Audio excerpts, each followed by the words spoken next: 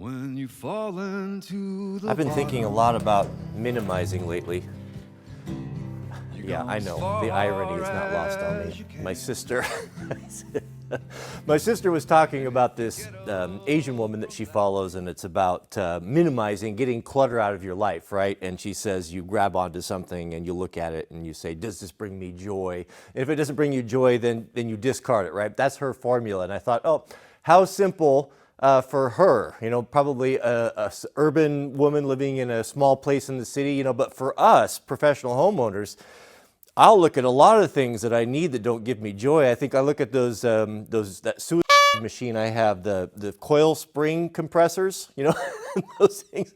Those don't give me joy when I look at them because I've used them before, but I will need them someday. So that's complete nonsense. Don't pay any attention to it. But what happened to me, of course, I'm mortal just like anyone else, is that when you come from nothing, meaning coming from just working class, you know, paycheck to paycheck type of guy, working construction as I did, and then you come into some money, what happens is that you can tend to go crazy because you've never been able to buy all of these things that you dreamed about before, you know, campers and motorcycles and trucks and all that. So you go crazy with it, and then you get all this stuff, and then you realize, I'm not any happier now than I was before I had all of this. Actually, my life is more complicated and difficult now because now I have to worry about and take care of all this stuff. So it's this process. You start down here, then you go up and you get all this garbage, and then you realize that this doesn't make me happy, and then you go down and you minimize. So I'm on the minimize slope right now. All right, so let's empty everything out. I've got all my tables set out here, and we're going to go through it and find out we're only going to keep the things that I actually use. A supply cabinet should be a place where you can open it up and you have access to all your consumables that you can see. What are consumables? Grinding wheels, roll-lock abrasive, sandpaper, spray paint, primer, gloves, hearing protection, all those batteries, all those things that you have to reorder that you need, that you consume with your tools.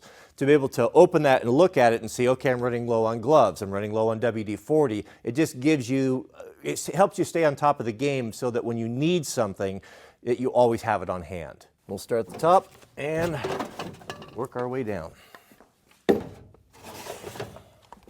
On the top shelf, since it's tall, we'll do liquids.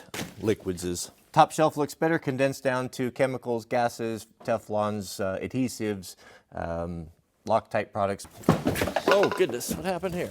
That's the PPE shelf. We got hearing protection, safety goggles, glasses and goggles, respirators, and N95 masks. Of all things to spill in the cabinet, this stuff right here is absolutely the worst.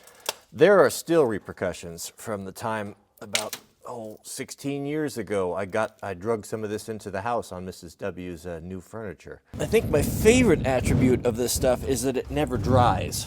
If you ever come in contact with this stuff, just figure everything you touch is a write-off. It's nice that the formaldehyde expanded in the heat and ran down every single shelf. I've always in the past crammed as much stuff as I could into a shelf, and then you end up pulling something out and it falls on the floor, and here's my rule. You make your own rule, but this is my rule. Nothing can touch. One thing cannot touch another thing. And there's no stacking. So you reach in and you grab what you need and go. And if it doesn't all fit in there, you might need another cabinet. The biggest problem are these roll-lock guys, is I have all these different, I have them in a big bag, and every time I want to use them, I dump this bag out and I sift through them. I'd like to have a grab and go, or I'd be able to like to look and see what I have and just grab the right grit. So I think I'll use these Acrobins, and we'll just separate these guys and just stack them in there. Hi, Mama. Now that is more like it, gentlemen. We've got all of our roll-lock abrasives here. The Scotch-Brite ones, I have quite a few of those. I use those most of the time, and I like to keep some of the old ones because when they get worn out, they polish even better. All of our grinding wheels, everything to fit on the bigger grinders, diamond blades, you know, all that all that stuff. And also all of the adapters are in the bottom too. So, you know, when you put a cut brush on your grinder, you know, you always have the little mandrel pieces.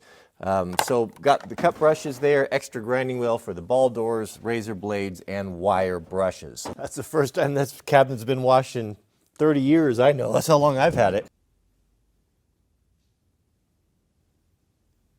These last couple weeks, I've spent quite a bit of time just going through and unpacking all of the boxes and emptying things that we just never have got to from the move. And you know, like this cabinet was a whole trash bag of stuff, and all that stuff came over from the other shop. So we moved all those things, and I haven't been doing I haven't been doing as many videos of late as I have in the past, because I've been trying to make a real effort to get at all these things and all these unfinished things. And you know, I think what it is, and I was thinking about this morning, and you know, why has this been so important for you as of late, to get things organized and get your life, you know, kind of get a hold of things. And I think what it is that life has become so chaotic, and the world is so chaotic, and there's so much uncertainty in the world. And I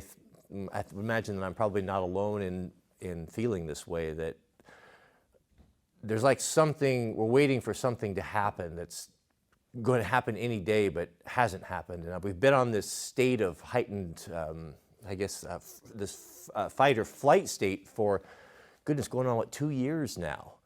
And I don't know about you guys, but I would rather something happen, whether it be good or bad. At least we knew what was in front of us, and we knew we had some certainty, and we knew what we could start working towards.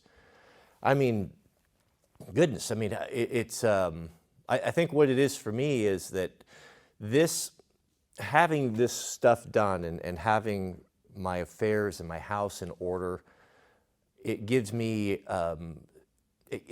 some sanity. It gives me something that is the opposite of chaos and uncertainty in this world. In my home, I've really kind of retreated back into I spend more time in my shop and more time at home than I have in the past. I'm way less likely for our whole family to go out, and we don't eat out as much, and we don't go out and do as many things publicly and public as we used to, because I don't know, a lot of it's got to do with the mask mandate, and you know, that takes away a lot of fun when you want to go out. Sometimes you want to go out and you go to Cabela's or something and just spend a couple hours looking around, and it's just not the same when you have to have those restrictions. And I end up just saying, you know, I'm just not interested. So for me and Mrs. W kind of as well, we've tried to make our home kind of a sanctuary from all this craziness, and shop and her office and my office and whatever, kind of making it a place that you enjoy being and you're comfortable around, and it gives you some sanity. And having all of everything in its place and the lack of chaos helps me it gives me some grounding. I don't know how to explain it other than that. And also, there's a couple other aspects, just the uncertain, or just having the unfinished things. I know I've gone on and on about this forever, but it grieves me. You know, perfect example, I've had the Sweet Loaf's mixer out here. She's asked me to fix it. All it needs is 5 minutes and a little bit of glue, but I can't fix it because I don't know where my glue is, because I'm still unpacking boxes. You know, that sort of thing. And so I look at it, and every day, 2, 3, maybe 10 times a day, I was like, oh, I got to fix that, constantly worrying me and on my mind. And Mrs. W, this is a year ago, Mrs. W asked me to fix her family Swedish tree topper, and that's been sitting up there. And every day when I leave the shop from work, I look up there and look at that, and I just think, oh, I got to fix that. So those things compound, and they grieve you. They grieve your spirit, and they drag you down, and they just take away joy. I don't know why it is why it's so hard to let go of all these things and to really get down to the simple things in life. Maybe for me, it's my granddad lived through the Depression, and he wasn't a hoarder. He was very clean and organized, but he saved everything. He saved every nut and bolt, and I think they were so poor and it was so difficult getting through the Depression that he was worried about that the rest of his life. That made a deep impact on him that he never got over. And I was grew up in that environment and grew up hearing those stories. And I kind of took that same mentality. Just because something was really good, high quality, or you'd paid a bunch for it, that you had to hold on to it and you had to keep it. Well, maybe not, you know. And I think now that there's a time for those things in your life, and there's a time to let those things go. And you just it gets to the point where it's the things you end up owning you, to quote Tyler Durden from Fight Club. I mean, that really there's never been a truer statement. So, the other thing is I had my friend Ray over the other day, or last night for dinner, and his family came over, and they sold their house, you know, a couple of years ago, and they built that big overland vehicle, and they've been on the road now for, well, goodness, close to 2 years. And his life is very different than mine. You know, they have very few possessions. They sold most of what they had, and there's a family of 5, and they're on the road and they're traveling, and they're enjoying their life that way. But that's not without its own challenges either. You know, so I'm not saying that that's the way the guy should go, but I guess what I'm saying is strip your life down to the things that matter to you, and surround yourself with those things. Make your home a sanctuary in this world of chaos, and just let those things go, man. It's hard for me. I have to fight when I'm cleaning that cabinet out. You know, a piece of rubber hose or a handful of bolts. Oh, I could use that someday. I could use that someday. Well, you haven't used it, and you had it for 20 years. So keep a few things around, the things that you'll need, but just let go of those things. And one thing that makes it a lot easier is a lot of the items are too good to throw away. And start yourself a box. Get yourself a cardboard box and just put them in there. And when your friends come over, say, hey, I'm giving this stuff away. Is there anything in there that you want? And anything they don't want, you know, donate it or give it to someone that could use it. Sell it at a garage sale, whatever. But be done with it. This cabinet has worried me since I've been here. I look at it, I'm ashamed of it. When people come over, I close it because it was just so disorganized and just garbage and junk in there. It's done now. Now it's actually going to help me contribute to my productivity.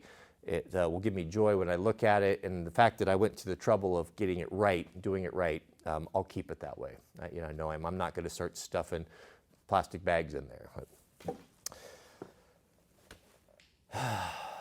Tough times. I'm ready for a win. I don't know about you guys, but I feel like we've been taking L's for 24 months now, and I was talking to my buddy Ray yesterday and talking about the end times, and I just said, you know, when do we get a win? Isn't it time for us to get a win, for the good guys to get a win? But just hang in there. Keep your head down. I think the cavalry's coming. I think the tide is changing. And just get through the day. It's about all a guy can ask for. Thanks for watching. May God bless you and your families. Please keep us in your prayers, and we'll see you all on the next video.